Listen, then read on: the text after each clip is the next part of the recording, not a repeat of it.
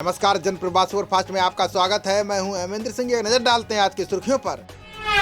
27वें दौरे पर बनारस पहुंचे पीएम मोदी का सीएम योगी ने किया स्वागत। राज्यपाल आनंदीबेन पटेल समेत कई मंत्री और विधायक रहे मौजूद। पीएम मोदी ने बीएचयू में संबोधन के दौरान की योगी सरकार की सराहना। बोले, जिस तरह यूपी ने कोरोना को फैलने से रोका वो अभूतपूर्व। पीएम मोदी ने योगी सरकार की गिनाई कई उपलब्धियां। बोले, आज मेक इन इंडिया के लिए यूपी बन रहा है सबसे पसंदीदा जगह। पीएम मोदी ने भारत जापान की दोस्ती के प्रतीक रुद्राक्ष कन्वेंशन सेंटर का किया उद्घाटन। कार्यक्रम के दौरान जापान के राजदूत सतोशी सुजुकी रहे मौजूद। पीएम मोदी ने काशी को दी 1475 करोड़ की विभिन्न योजनाओं की सौगात। रीजनल इंस्टीट्यूट ऑफ ऑप्थेमोलॉजी का किया लोकार्पण। पीएम मोदी ने काशी को 14 ऑक्सीजन प्लांट्स का दिया तोहफा। बोले, स्वास्थ्य के क्षेत्र में बड़ा हब बन रहा है पूर्वांचल। सेना को सब्जी सप्लाई करने वाला आईएसआई के लिए करता था जासूसी। पोखरण सेना के आधार शिविर के पास से किया गया गिरफ्तार। दिल्ली पुलिस की अपराध शाखा की पूछताछ में चौंकाने वाले खुलासे। भारतीय सेना से जुड़े गोपनीय दस्तावेज भी उपलब्ध करा रहा था जासूस। बीकानेर के हबीब खान के रूप में हुई आरोपी की पहचान। जासूस ने पोखरण छावनी के अफसर से प्राप्त किए थे गोपनीय दस्तावेज। अगले कुछ दिनों तक दिल्ली एनसीआर में हो सकती है हल्की बारिश। मौसम विभाग ने राजस्थान के कई जिलों में जताई वज्रपात की आशंका। ट्विटर ने जारी की ब्लॉग पर पारदर्शिता वाली रिपोर्ट। कहा, जापान के बाद भारत ने मांगी सबसे अधिक अकाउंट की जानकारी। तिब्बत की निर्वासित सरकार के पीएम ने चीन से वार्ता का दिया संकेत। बोले, ये तभी हो सकता है जब चीन दलाई लामा को तिब्बत आने की दे इजाजत। इसरो ने विकास इंजन का तीसरा हॉट टेस्ट सफलतापूर्वक किया संपन्न। 240 सेकेंड में प्राप्त किया लक्ष्य। दिसंबर में शुरू होगा गगनयान अभियान। यूपी में 18 साल से पहले हो जाती है हर 5वीं युवती की शादी। नेशनल फैमिली हेल्थ सर्वे 2016 में हुआ खुलासा। सेबी ने एपटेक इनसाइड ट्रेनिंग केस का किया निपटारा। राकेश झुंझुनवाला समेत 10 लोगों पर लगाया गया था 37 करोड़ का जुर्माना।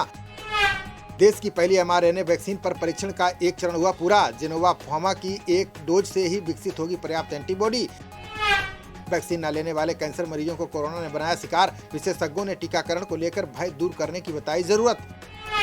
देश में पिछले 24 घंटे में सामने आए 41,755 नए कोरोना के मरीज। 39,289 मरीज हुए ठीक। 97.28% हुआ रिकवरी रेट।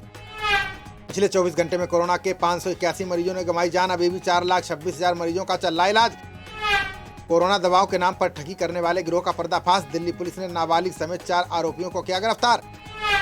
कांवड़ मेले को लेकर उत्तराखंड सरकार ने जारी किया आदेश। दूसरे राज्य से हरिद्वार पहुंचने वाले 14 दिन होंगे क्वारंटीन। राकेश टिकैत ने किया किसान आंदोलन जारी रखने का ऐलान। बोले, लोकतांत्रिक देश में किसानों की बात नहीं मान रही सरकार। उम्र बढ़ने के साथ 29 साल में 2 गुना बढ़ी मस्तिष्क से जुड़ी बीमारियां। आईसीएमआर के अध्ययन में स्ट्रोक, सिरदर्द और मिर्गी के मामले अधिक।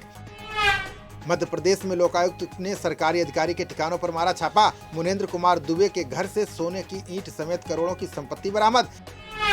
तालिबान से घबराए पाक ने अफगानिस्तान सीमा के प्रमुख रास्ते किए बंद। तालिबान के स्पिन बोल्डक क्रॉसिंग पर कब्जा जमाने के बाद उठाया गया कदम। दिल्ली समेत कई राज्यों में कोरोना वैक्सीन की कमी। पिछले हफ्ते की तुलना में बुधवार को 50% कम हुआ टीकाकरण।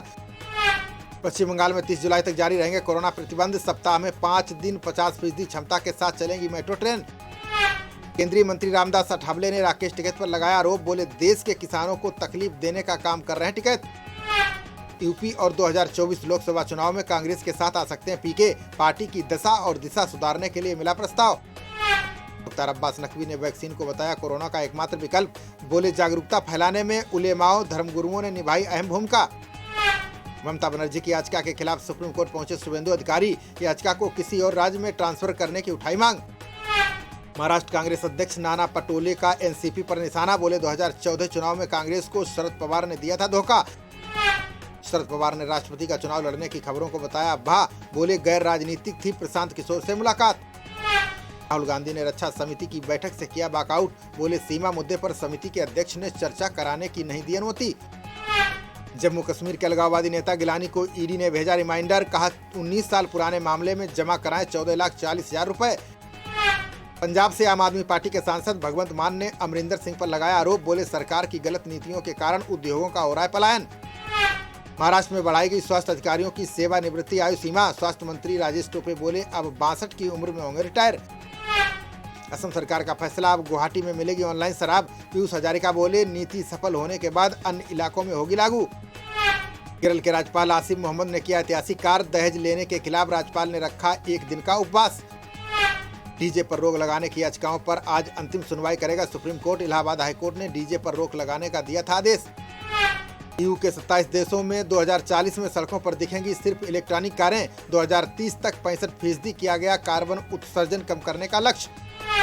बॉम्बे हाईकोर्ट ने महाराष्ट्र ऊर्जा मंत्री नितिन राउत से मांगा जवाब। निजी यात्राओं के लिए चार्टर्ड प्लेन इस्तेमाल करने का लगा है आरोप। उत्तराखंड के बाद ओडिशा सरकार ने भी कांवड़ यात्रा पर लगाई रोक। धार्मिक स्थानों से पानी ले जाने की नहीं दी जाएगी अनुमति। अमरावती भूमि घोटाले पर आंध्र सीएम जगनमोहन रेड्डी ने दिया बयान। बोले जांच जारी रहने पर सुप्रीम कोर्ट के जज की बेटियों पर नहीं होगी कार्रवाई। भगोड़े मेहुल चोकसी को डोमिनिकल हाईकोर्ट ने दी राहत। काप फिट होने तक ठंडे बस्ते में रहेगी सभी लंबित कार्रवाई। वरिष्ठ सपा नेता सूरज राणा को गिरफ्तार करने उनके आवास पर पहुंची पुलिस। प्रदेश में समाजवादी पार्टी के चल रहे प्रदर्शनों को लेकर हुई कार्रवाई।